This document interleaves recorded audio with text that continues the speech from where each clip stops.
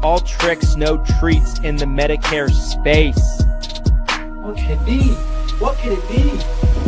Oh, hi there. It's my birthday. I'm Christian Brindle.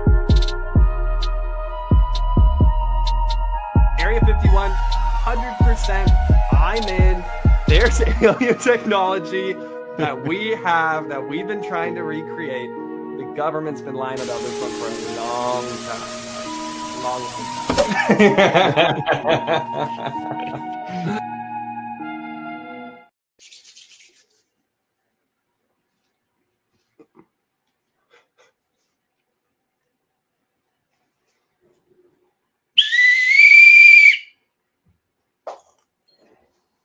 Holding. Defense.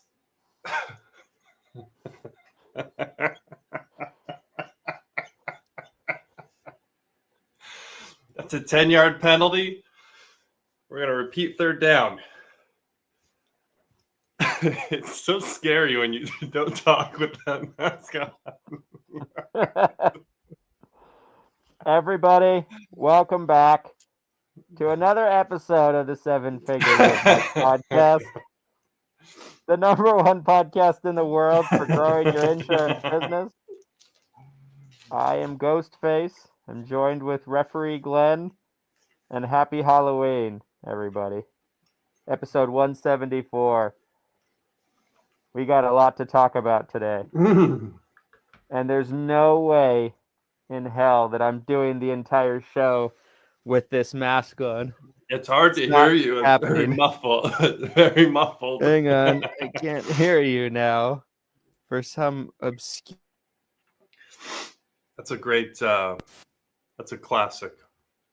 Classic.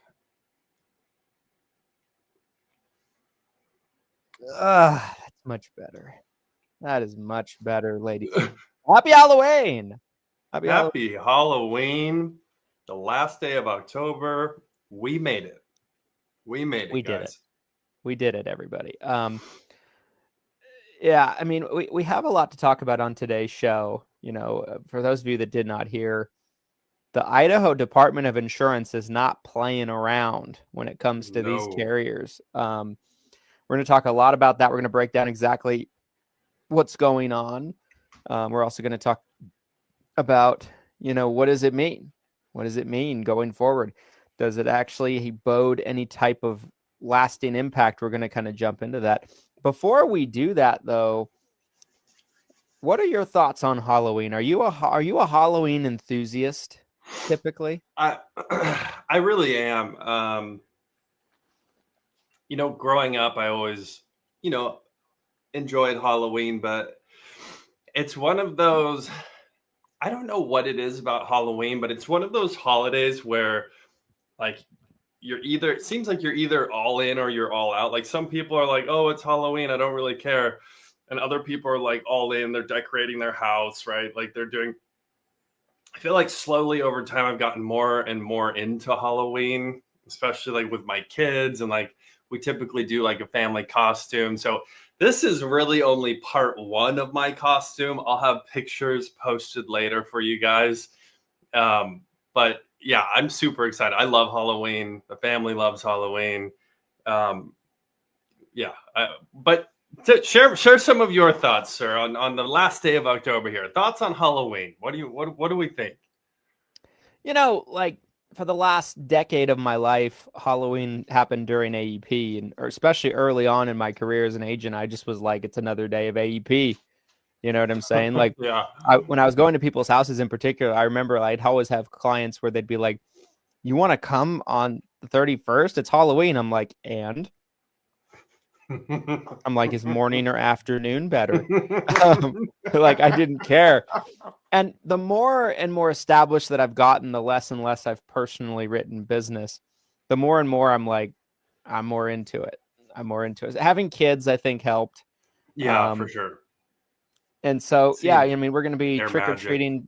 We're going to be trick-or-treating tonight with some of the neighbors, you know, things like that. We got a scarecrow that holds a bowl of candy, and when someone sticks their hand in the bowl to get candy, it turns on and it goes and screams. So my daughter is deathly terrified of it. It's sitting on her porch, and like the first time she saw it turn on, she cried, like horrible tears. Like I'm talking snot, mucus, face red, screaming in terror. I felt really bad about it. Okay, really fast. All-time favorite horror movie or Halloween movie? Oh. See, if you had to pick one.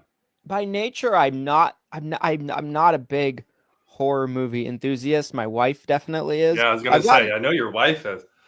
I've gotten more into them though over the years, especially around this time of the year. I really, really like the last couple of years. I like the older slasher movies more than any of the new ones. Like I like Beetlejuice. It's not a slasher movie, but I like Beetlejuice. Yeah, that's a classic.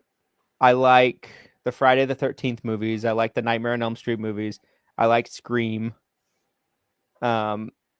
Scream's. We just recently watched Scream and I enjoyed it a lot. That's why I picked this costume. Who would have thought? That's why you. Who would have thought? Child's Play has got to be in there. Oh, okay, yeah, that's a classic. For those of you that don't follow me on my personal Facebook, I bought a like real life size Chucky doll inside of the box. Like it looks just like the one from the movie. And then I was like, why did I do this? Because it was like sitting around various places in my house. And that was so creepy. Now it's in the window. So every time you drive by my house, it's looking out the window. So, oh my God. Like those, I like those older movies. I don't really like a lot of the newer movies. Like they're like a lot of these newer movies are like pretty much snuff films. I don't like snuff films. Yeah, there's like an art to a good horror movie. I feel like it's not just like gore and like jump scares. So one of my favorites, I don't know scariest movie I've ever seen in my opinion is The Grudge. That's probably one of the have you ever seen The Grudge? Yeah, a long time ago. It's been a minute, but yes, I've seen it. I just watched the trailer a couple of nights ago, and I like fell out of my bed watching the trailer. Like, I'm not kidding. That movie still looks so scary. I don't know if I can watch it again. That movie's terrifying. As far as like my favorite, I watched World War Z recently. I love zombies. Love zombie movies. I'm learning new things about you all the time, dear. Little mystery in the marriage. Mystery in the marriage.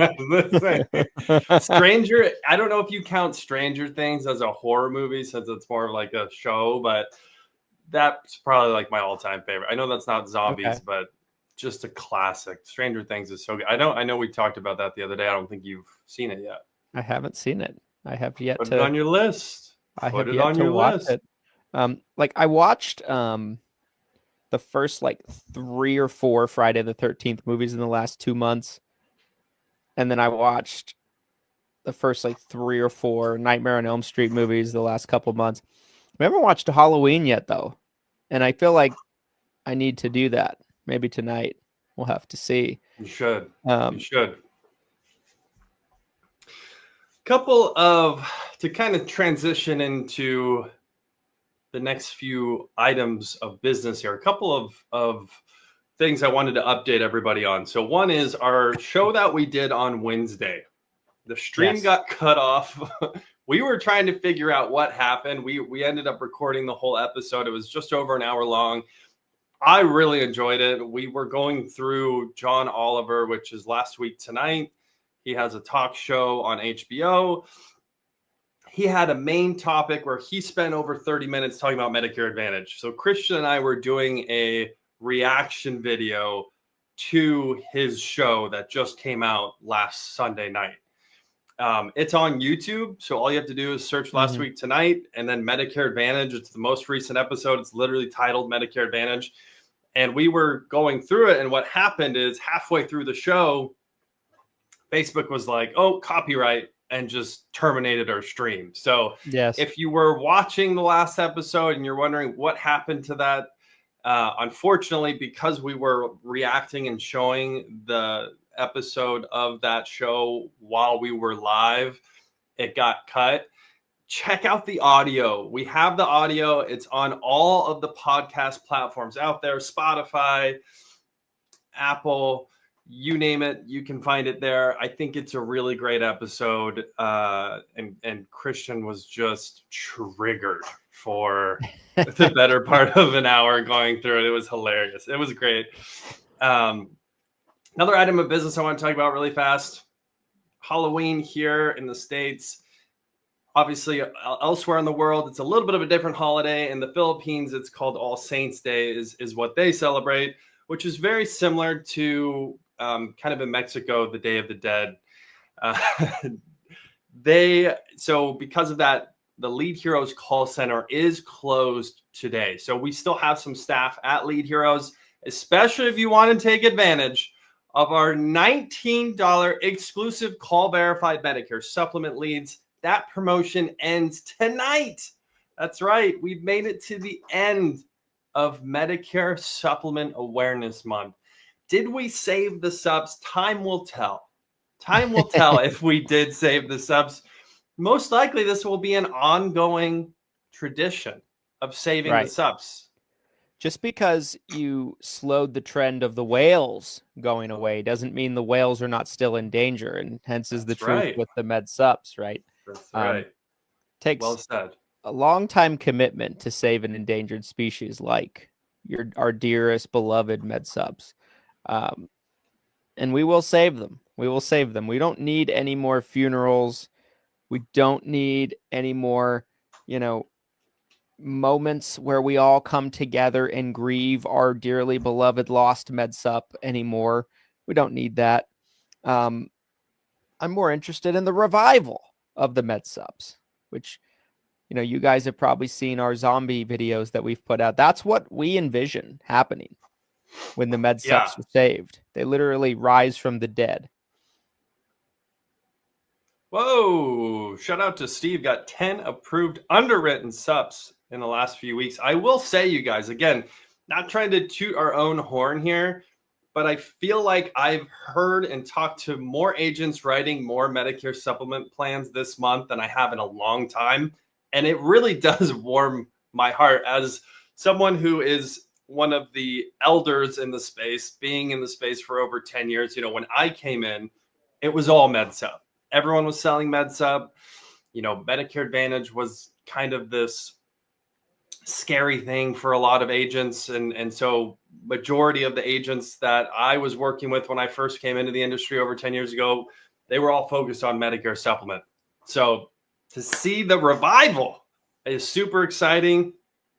And again, over 50% off these exclusive call verified Lead Heroes leads, where you can get someone who's wanting help to see if they can save money on their current Medicare supplement plan. I know it's AEP, but a lot of these seniors think that this is the only time they can switch their MedSup plan. So take advantage of that, the nature of this business. Take advantage of all of the Medicare Advantage marketing that's going on right now, because it has an influence on even the Medicare supplement beneficiaries, and save over $600 on the Medicare supplement leads. The link, thank you, Mr. Randy. He dropped that link below this video, so you can actually click right there in the comments and head over to leadheroes.com, LEADHEROES, leadheroes.com.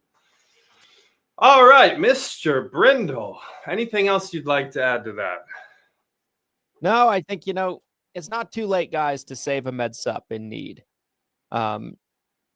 There's helpless med sups out there, as we've been saying all month, and they're waiting for your help. For some reason, you guys really reacted to the chicken video. Picture the chicken. You know what? Could we, in honor of the last day of, could we watch that video again? I think it's only fair. This is something that in the terms of marketing, you guys, possibly one of my favorite all-time things we've done is in terms of marketing, especially for MedSup. So Christian's pulling up the video right now. Do the animal one, please. If I can find it, hang on. Okay. I'm not sure which one we posted on the social media platforms. It might have been the letter letters. one. Yeah, so we had two they're both different funny. versions of this video. Yeah, they're both very funny. But again, here we go. In honor of MedSup Awareness Month coming to an end, my friends, here we are.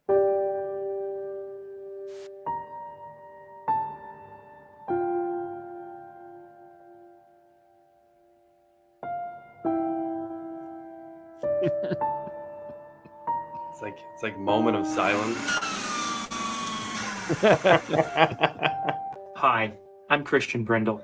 Will you be a savior for a Medicare supplement plan this AEP? Every single year, countless Medicare supplement plans find themselves without a home. You can make a difference. Medicare supplement for years has been a depreciating market share product with the Medicare community.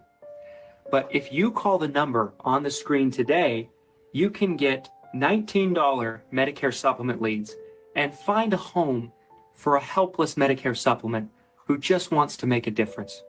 Like I said, call the number on the screen and save a Medicare supplement in need this AEP by buying $19 Medicare supplement leads for Medicare Supplement Awareness Month. Will you be a savior for a MedSup today?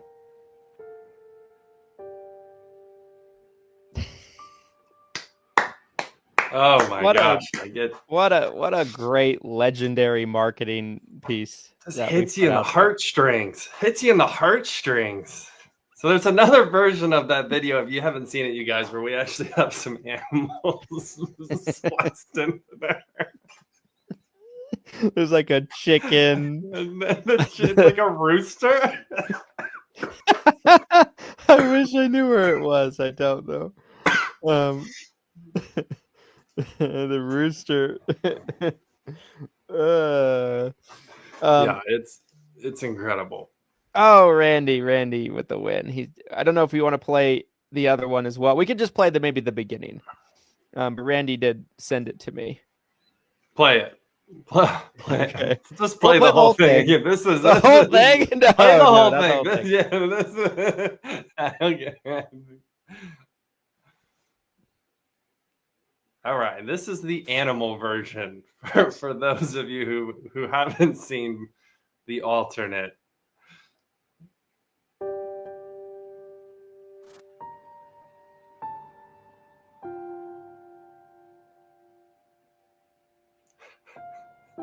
The rooster.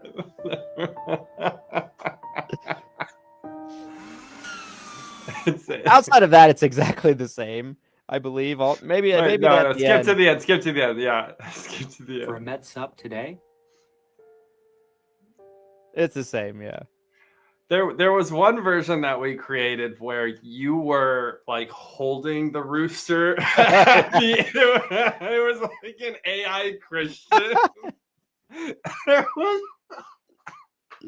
Yeah, I forgot about that one. Oh, yeah, there was a version at the end where I'm like, I don't know where that one went, but I'm like cradling this rooster. just like, you know, like it's an emotional scene. This rooster and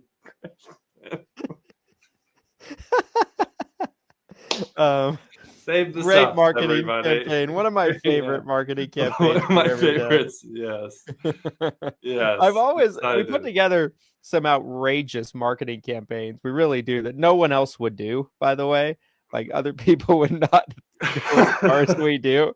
And you know, a lot of it has to do with that. I think Glenn and I find ourselves always like thinking, oh, this is going to be really funny, but we don't know if it'll be funny to the audience or if it was just funny to us. And that's always kind of towing that line. Yeah. You know, like I think, and a good example of that was the Donald Trump campaign. Yeah. July 4th. I think that was legitimately funny for the audience and for us. Oh but my it also triggered a lot of people as well. I loved it. Yeah, I loved it. Definitely more negativity than I anticipated because I thought, you know, a lot of times these satire videos of people pretending to be Donald Trump get shared around and a lot of people find it really funny. But when you did it, when Christian did it, there was a lot of mixed feelings from the agent community about I remember that we posted like just the picture with like the American flag behind me, yeah, and the orange face and and yeah. it was a very controversial. They're like, I remember some agents commenting on it and being like, I used to respect you, and look what you've Yeah, there was a become, or lot. something Yeah, like there that. was a lot. I'm like, okay. Okay. Okay.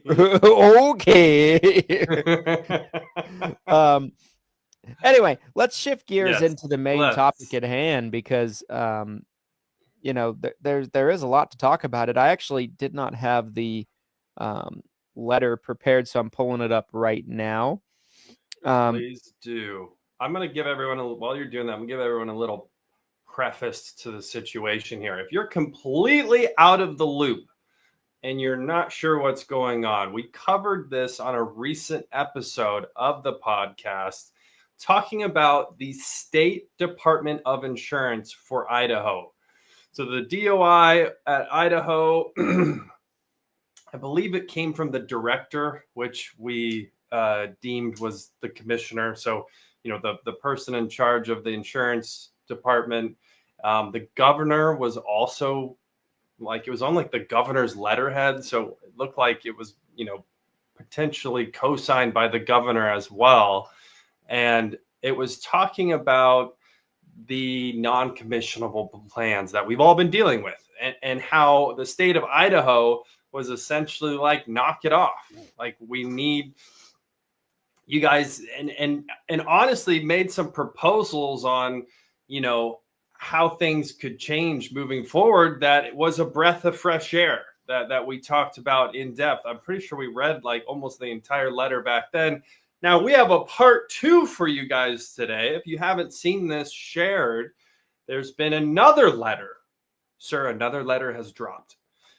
And Christian is going to pull this up. Share your screen, sir, once you have that. Yes, I do have it. Go through this. So I want to preface by saying, right, like, this does not necessarily state any opinion of mine, Glenn's, or Everything Senior Insurance's opinion on any of the carriers involved.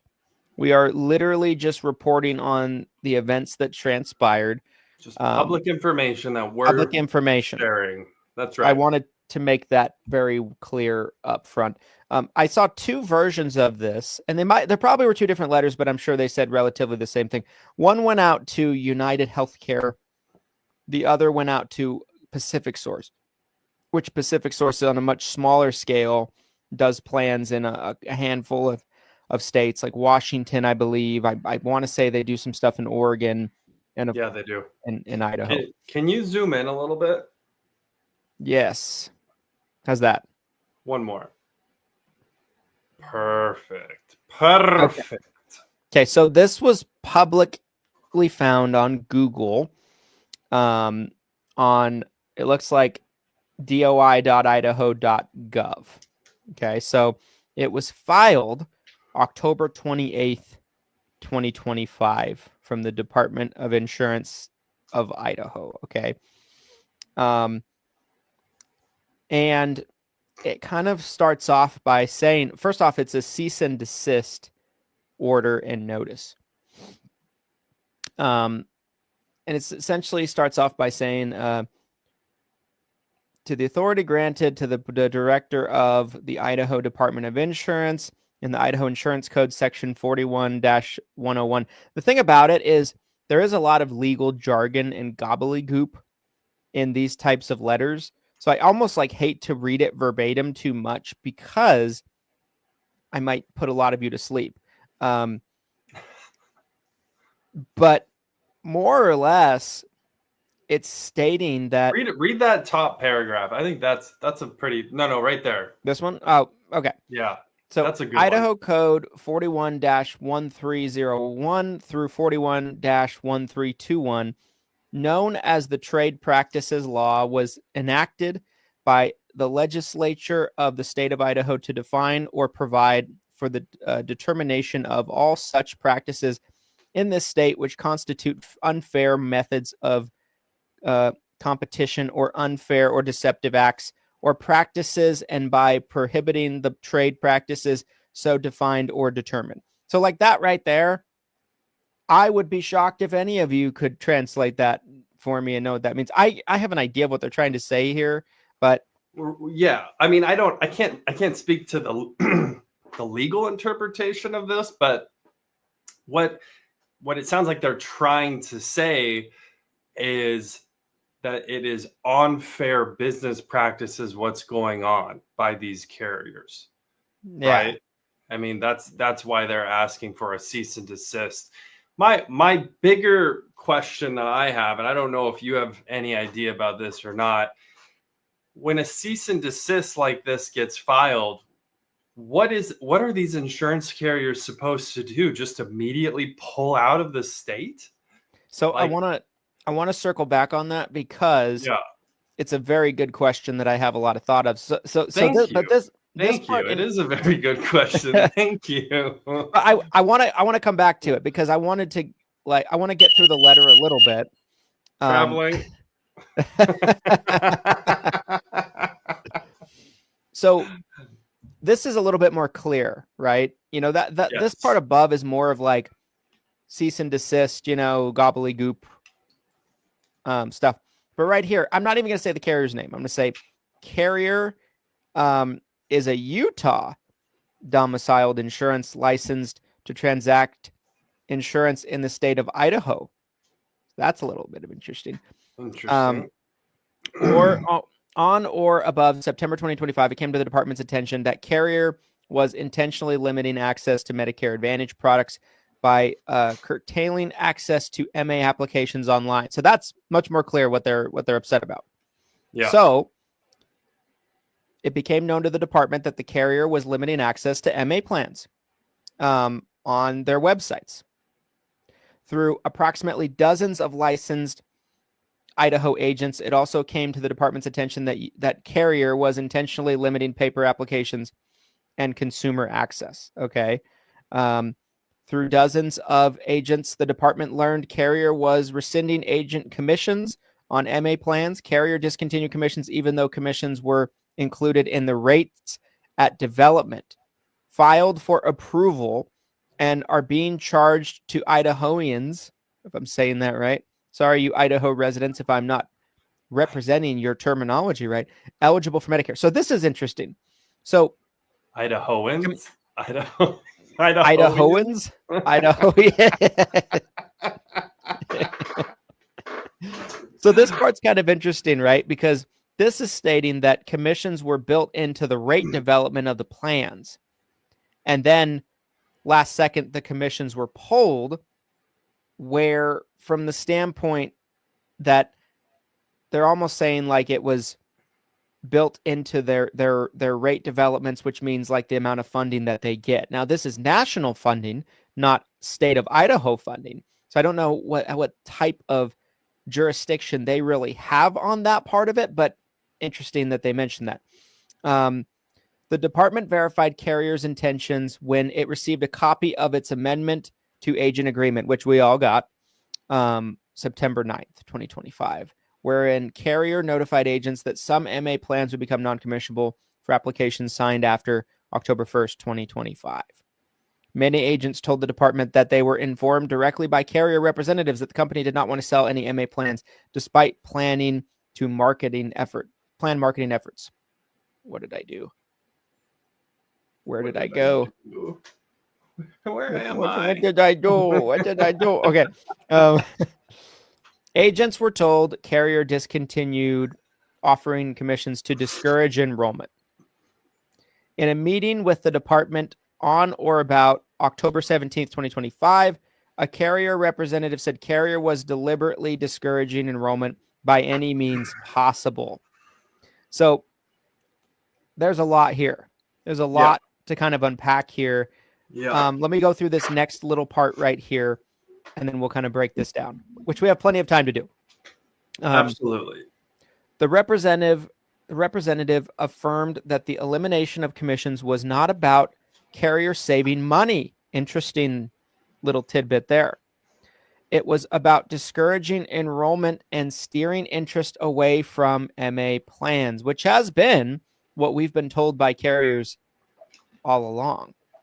There is a section of agents out there that are conspiratorial, thinking the carriers are trying to save money, which I have some thoughts on. There's a lot to cover here. Yeah. Why don't we do this? Why don't we break down what we've covered so far? Yeah, let's go back. And then we'll go back. Of that. Yeah. We'll go back. Whoa. What the hell?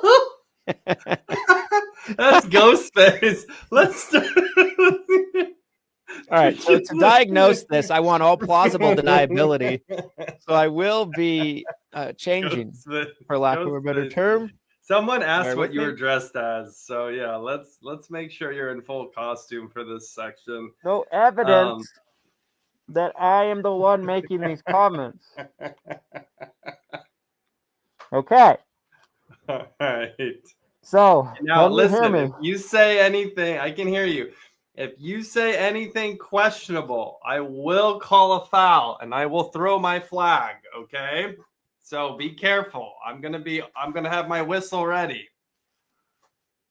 Okay, so upon reading that, there's a couple things to unpack here. The first thing is that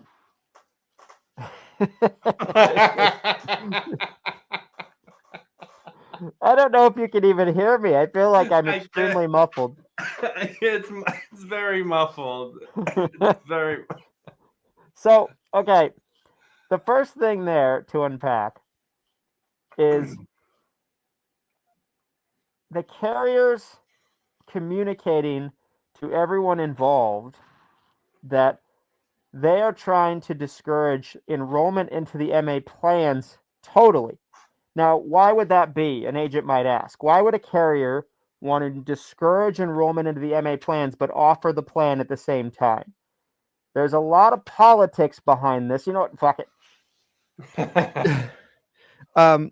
There's a lot of additional information that goes into this that might be a little convoluted for the average person, right? For the average agent. So if a carrier is going to determine that they want to offer a plan, they have to make that decision. We've covered this off earlier this year on the pod. They have to make that decision whether they're going to pull a plan or renew a plan fairly early in the year.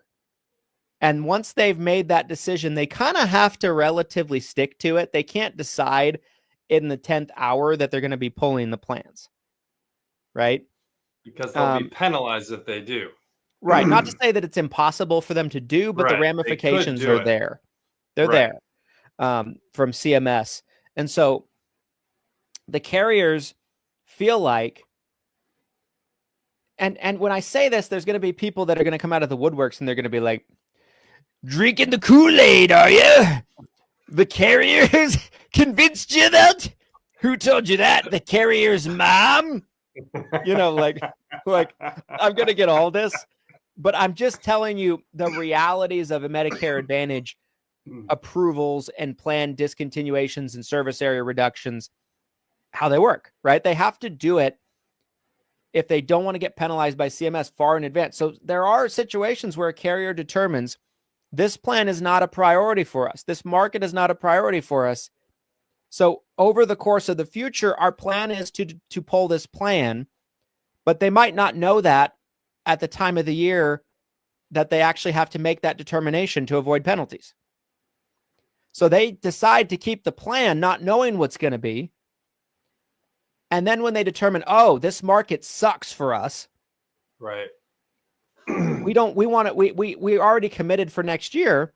We don't want to face these penalties. So the better chess move for us to avoid the penalties, but not have to enroll too much business into this plan is to suppress business any means necessary. And that's what we're seeing. That's what we're seeing from this carrier. This carrier in particular, we had to rewrite a couple of our own clients that had a cancellation plan in Idaho. This carrier's plans, none of them were on any form of quoting engine.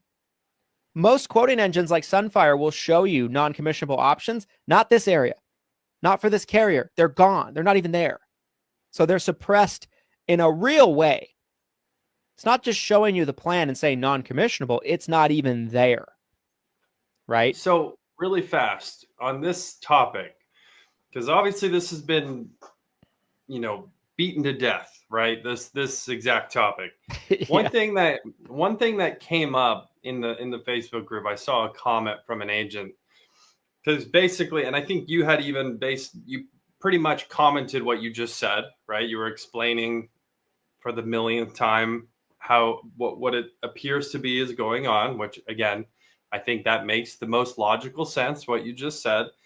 But one agent is under the impression that in some of these markets, some of these carriers, even though they went non-commissionable with certain plans and they're trying to suppress certain plans, that they're still marketing those plans.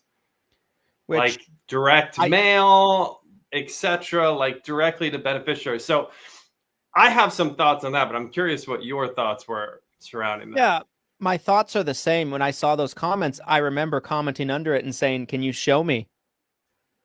Can you provide me any evidence? I'm still waiting. So it's just, I have not seen a single mailer or piece of evidence to support that. Am I saying that it's not happening anywhere? No, I'm not saying that necessarily.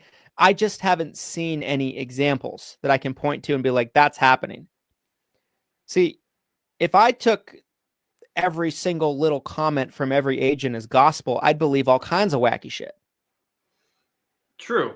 Very true. Because half the time it's, fifth hand information that's being shared, right? So-and-so told so-and-so who told me, and now I'm telling everyone as if I just saw it myself.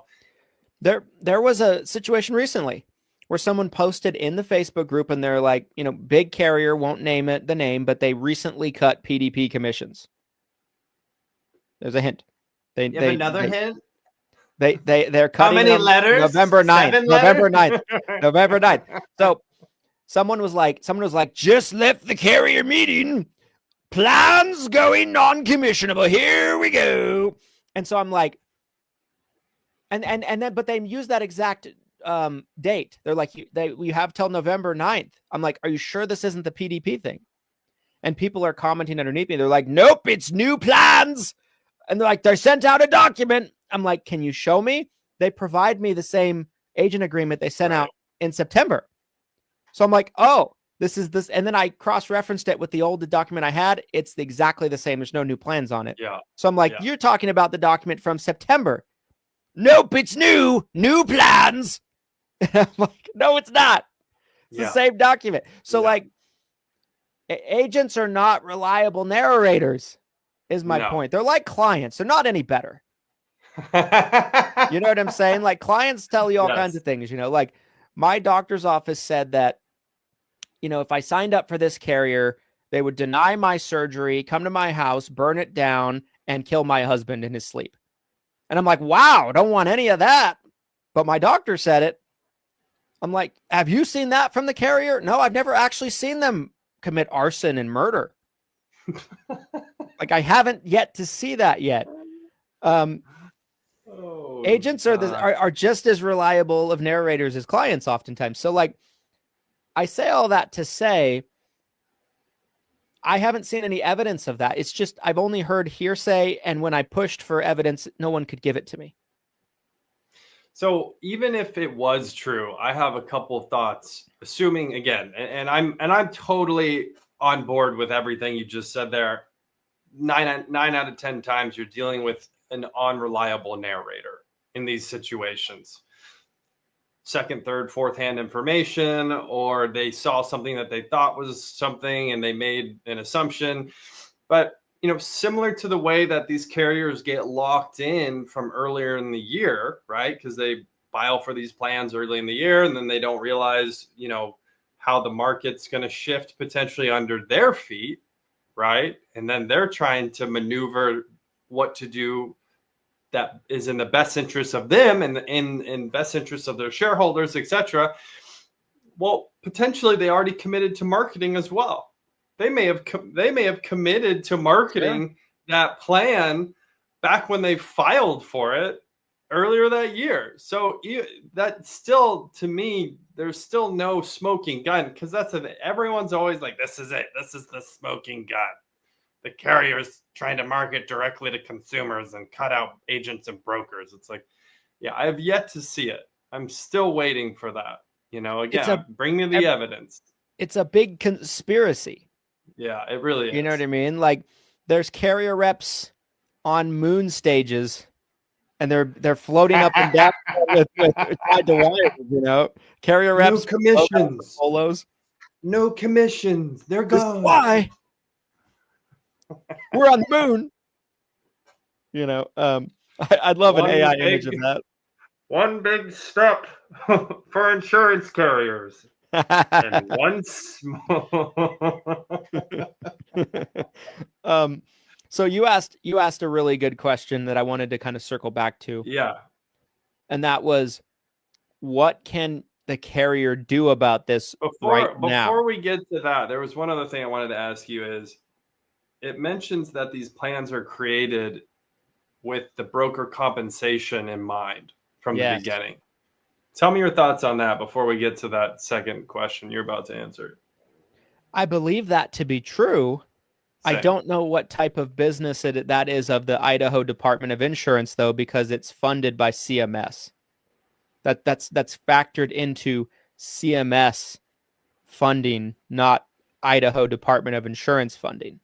So it's almost like something's in the jurisdiction of the IRS. Let's say little Billy commits tax fraud, and ICE is trying to collect the taxes from him. It's like, why are you the ones going after me for taxes, ICE? Where's the IRS? It's almost like stepping into not your lane, Department of Idaho Insurance. Yeah. So that's an interesting little tidbit of it to me. But yeah, I mean, I do believe that is factored in to these plans when they're putting together their bids for funding from the government. Right.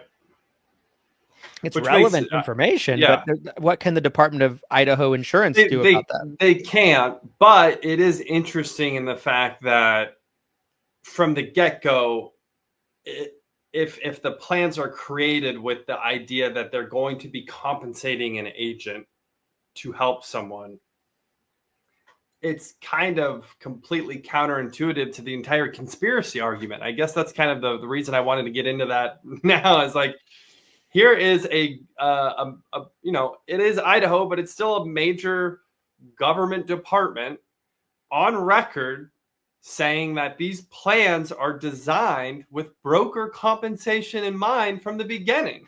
And yet we've all spent the last 60 to 90 days talking about how the carriers don't want to pay us. So what is it? What's true?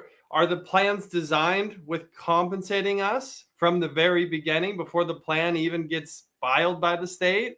Or are the carriers trying to not pay us? Well, I tend to believe most likely the Department of Insurance on this one. I believe that to be true. I agree. I do too. I believe that part of it. The question then becomes, what is their motive for pulling commissions? Is it to suppress plans like they're saying, or is it that they want to save let's just say $30 a month out of their $1,000 a month in funding in commissions on a plan? That's where that question kind of balloons a little bit. To me, I'd look at it from the perspective of the other thing about this too is like Medicare Advantage carriers have to spend 85% of their funding on benefits and plan administration. Part of that's built in is commissions. So that part of that commission is part of that 85%. If they don't spend that on commissions, they still have to spend it on the plan. They can't just pocket it. That's another thing that nobody seems to be thinking about. But that's part of the situation, though, right? Is the cost of service, the cost of the plan, the cost of healthcare has gone up so dramatically, especially so quickly, that they had to remove the compensation from it in that sense, right? They had to say, hey, we can't pay you guys because we have to cover the beneficiary, right? I mean, that could be part of it. So talk about both sides of this, though, is talk about the savings argument versus the argument that they're just trying to suppress the plan. So your opinion is that they're just trying to suppress the plan. They're not actually trying to save. I would think that the vast majority, I don't think every situation is the same, to be fair. I think maybe not all these carriers are trying to do things exactly the same way, or they're looking at this from the same lens. But I think broadly, it has more to do with suppressing the plans to me, because I think their losses are so much greater in some of these areas and having a plan they can't sustain than paying an agent $30 a month. Yeah. I just think that's chump change in terms of what they're trying to save. Not to mention the cost to service that plan. That's another thing that I don't think agents are thinking about. If they're not paying an agent to service that client, that cost to service the client is now going to fall on the carrier. You know, this whole idea that everyone's going to start going direct to carriers. You think the carriers are in a position where they can actually service their entire book? No way in hell. They would collapse these insurance carriers. There's no way. There's no way. They can't do it. They can't do it. Even if they wanted to, it's not feasible, from my opinion. That's my opinion. And this time of the year, we're hearing, and I know a lot of you guys in the audience are hearing this too, a lot of these carriers are hiring a lot of temp workers, and the quality of service that the client receives when someone does call in takes a nosedive. Yes. It's a big problem. It's a real problem. Us as agents, we clean up the messes that your temp workers are making if you're a carrier. Great point. And like, that's just as it is with the agents helping you. Imagine the increased volume, like you said, of clientele that would be reaching out. There'd be more temp workers, right? It's not that they couldn't hire more temp workers, but they're temp workers. They're about as useful as a cat. Meow. How can I help you? Meow. Meow, meow, meow, meow, meow, meow, meow, meow, meow, meow, meow. The cat smashing the keyboard gives like. Maybe the cat would be more useful. That's a lot of typing. Maybe. So let's circle back to this second question of, you know, here's a cease and desist letter, right? Because if someone gave me a cease and desist letter, my thought is, oh, I have to stop doing this, or I have to prepare, I guess, to counter sue as a business owner. If I'm receiving a cease and desist letter from someone, that's really my only two options that I'm thinking, right? Is like, I either have to immediately stop everything I'm doing and cease, or I'm going to have to counter sue and make an argument that, hey, this is legit what I'm doing, and I need to keep doing this, and I'm going to keep doing this. So, you know, is there other options besides those two, or do you feel like those are the two options? And if those are the only two options, what do you think these carriers are going to do? Yeah, great question. I mean, so for one, I don't see the carriers making any changes right now on what they're doing. Because, you know, if they don't want the business and the state is trying to force them to pay commissions, granted, it's one state out of 50 that's doing this, right? Like, it would be one thing if we had a collection of Department of Insurances, maybe 10 or 15 that were coming together and in unison linking arms, making this statement. That would be one thing. But when you're talking about one state DOI in the whole country doing this, and it's not a very significant state at that. Sorry, my Idaho friends. It's not. We love you. We love you, Idaho. What I would imagine the carriers are going to do is they probably push back, countersue, buy time, and then pull out of the state. And they don't offer plans there anymore. That's probably what I foresee happening. Interesting. So you think they'll basically do what they need to do to keep things rolling through the end of the year, but then moving into next year, they might not file any new plans going into 2026 Yeah, for because the following year.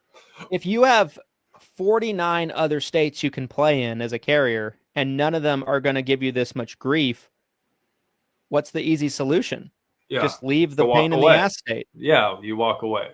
And it's not an important state at that. That's why they're suppressing business in the way they are in this state. That's why there's none of their plans on Sunfire. None. Not on their websites, nothing. Yeah. So they don't want the business. So you think they would have that big of an issue just pulling the plug and exiting the state altogether? What happens there is then there's less competition, and the carriers that remain can degrade benefits. They can kind of do whatever they want because they don't have to compete. It's not good for anyone. So Yeah. I like the spirit of what the Idaho Department of Insurance is trying to do here, but I think it ends up having a negative long-term repercussion unless a huge amount more of Department of Insurances join them on this. If they just stand alone and they're a lone wolf fighting against this, it's going to end with cataclysmic negative repercussions for the Idaho residents, in my opinion. Yeah, that's the thing. The real losers, that as we're talking through this, that's what I keep coming back. Like the real losers at the end of this, it will be the Idaho residents, and potentially if you're a local agent in Idaho and all you sell is in Idaho, now you have less options, right? Everyone has less options, which is going to make it hard. And it makes me wonder if they would have to potentially like do an emergency pivot to some sort of state funded option. Similar to what we've seen. We talked about it in the P&C world. States like Florida have had to have a state option because their carriers are exiting the state, just like potentially we could see happen here. And so, if there's not enough carriers to service the Medicare beneficiaries, I don't know how the state wouldn't step in. I think they'd have to. I hate to go here with this line of conversation, but I'm going to just real quickly. We don't have to go too far with it, but like seatbelts. It's the insurance equivalent of what we're going to see in New York when Mondami wins. The businesses are just going to flood out of that place when he wins that election in New York. Because the insurance businesses specifically? All businesses. It's the insurance equivalent of what we're going to see in New York from business in general. So do you understand what I'm saying? Yeah. I just didn't realize we're getting politically charged on Halloween. No, I'm just kidding. No. Yeah, I mean, that's it. It comes back to, it's similar, like government. It's one of those things where it's like the government is setting the stage for all businesses, right? That's the thing. If the land is no longer fertile to plant, right, it's hard to be a farmer. Right. So I do understand what you're saying. Like, right. Regardless, right, left, or center, you guys, it doesn't matter. If somebody comes in and they destroy the land and you can't start a profitable business, you can't have a solid crop grow, then you have to go elsewhere. You have to leave. So, yeah, I totally understand what you're saying. As a business owner, do you just stay there bashing your head into the wall and trying to till that bad soil, or do you go find better soil? Go find better soil. Go find better soil. And so, like, I use the New York analogy because I think you're going to see an exodus of businesses from that place, like in a real way, like California 2.0, if he wins, which it looks like he's going to. But circling back to insurance, there is a real thing here where if on the federal level, the carriers are being put in this position from legislation from the government, the federal government, and then the state governments are squeezing them. So they're getting squeezed almost on both sides. Like, the carriers want to make money and they want opportunity and they want business. just like anybody else, just like any other business. So are they have the ability, if they want to take their ball and go home. They don't have to stay there and get beat up by the schoolyard bullies. Hey, crap face, give me your lunch money. The carrier's like, oh man, this is all I have for lunch today. Life's going Scoob. Take all of our Scooby snacks. It's yours. No, the carrier doesn't have to do that. The carrier's like, I'm going to go to another school. Yeah. It would be interesting. I feel like it would only take one other state DOI, though. That's the thing. Is like, I feel like that's how the domino effect would work, right? One other state does it, and now there's two, and then someone else sees there's two, and now there's three, and then all of a sudden the pressure would flip like that. It would really just flip overnight, and all of a sudden the pressure goes on the carrier, because now the carrier could be looking at a multi-state loss. Now they're looking at losing a lot of market share, and it would just completely flip. So I think, and I'll kind of wrap into my final thoughts, I guess, with this is like, I think from an optimist perspective on this Idaho right now is the lone ranger. They're alone in this, and most likely if they do continue to force the issue, most likely these carriers will just pull out of the state. I think that's the most likely path forward, unless the pressure flips onto the carrier by having more state DOIs come on board, which historically we have seen things like that happen. To reference the FCC rule that didn't go into effect, the reason the FCC rule, the one-to-one consent, right, it was supposed to go into effect in January, and then they pulled the plug on it because it got vacated last second. The reason that rule even came into effect to begin with is all of these states banded together. There was something like 38 states that banded together and basically demanded change. And that's how that got into. So I definitely think it's possible that we could see other state DOIs come together, commissioners calling each other, hey, what do you think about this? Let's do this. And all of a sudden you get 5, 10, 15, 20 states. Now the carriers are most likely going to have to change what they're doing because they can't lose 20 states. So, but most likely the way things are set right now, the carriers are going to leave. They're going to go find better soil. So those are my final thoughts, guys. I hope you have a wonderful Halloween. Happy Friday. Freebie Friday is happening today, and it's going to be based on this stream alone. Trick or treat will be happening. So all you have to do, Christian, what do you think? What should the people do to get entered into this special Halloween Freebie Friday? How about comment on this stream specifically? On any platform. Our team can check. Any platform. Our team can check YouTube. Our team can check LinkedIn. Our team can check X. Our team can check the Facebook group. Comment on any platform. Any platform. Any platform.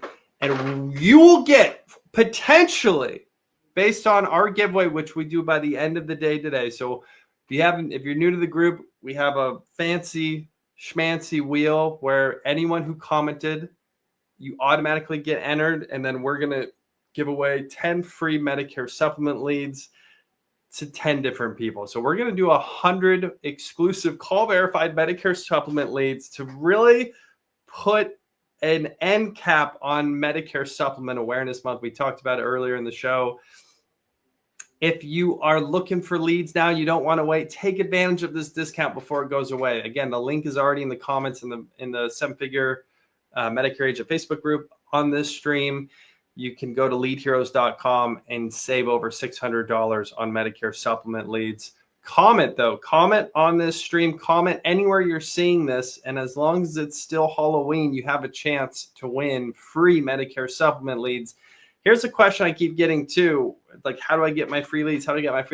All you have to do is send an email. If you do end up becoming a winner and you see that on the announcement later today, just shoot an email over to leads, L-E-A-D-S, leads@leadheroes.com and claim your free MedSup leads if you are announced as a winner. And all you have to do is comment on any of our streams on this specific video. to enter. So, all right, Mr. Brindle, final thoughts on today's episode.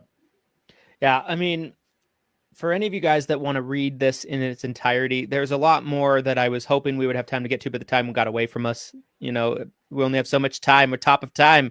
Top of time.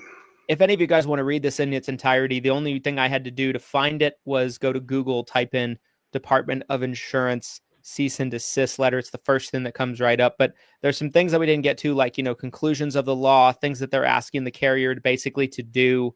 A lot of which involves, first off, not offering any plans that they don't pay commissions on, unless it's filed before AEP, which I think is perfectly reasonable. Not suppressing any plans that they're offering in the state. And if they don't want to offer the plan, to not offer the plan in the state, perfectly reasonable. Again, the soonest they can do that, though, is 2027, plan year 2027. So, like, the plans are filed, they're there. So that kind of puts them in an awkward situation. I don't know what they do about that, but if you want to read that letter, that's where you can find it. My thoughts are, it'll be interesting to see if this does create a domino effect with other departments of insurance, because I think if it does, combined with, I would really expect that in the next month or two, we'll see a proposal from CMS on a final rule. It's typical around that time of the year that we do. Getting close to that time of the year, kind of like end of November, beginning of December is usually when we'll see that. That will be very telling to see CMS's view on all of this, because their final rule proposal, I would be very surprised if it doesn't have some things in here that might mirror what the Department of Insurance is saying. And that would have a lot more of a national impact than one state Department of Insurance doing anything. So yeah, I mean, it'll be interesting to kind of see the domino effect of this. Of course, we might be doing less shows than we were previously, but we'll still be doing at least one a week, some weeks two. And we'll keep you guys updated as new information becomes available. Happy Halloween, you guys. Appreciate you guys watching all the way to the end. If you did, hope you enjoyed today's episode. Again, participate in Freebie Friday. Pick up your $19 MedSup leads before the end of the day. Save the sups, you guys. Just do it. Just save them. Save the subs. And we'll see you guys on the next episode of the 7 Figures or Bust podcast. Thanks, everybody. Here's to your massive success, and trick or treat.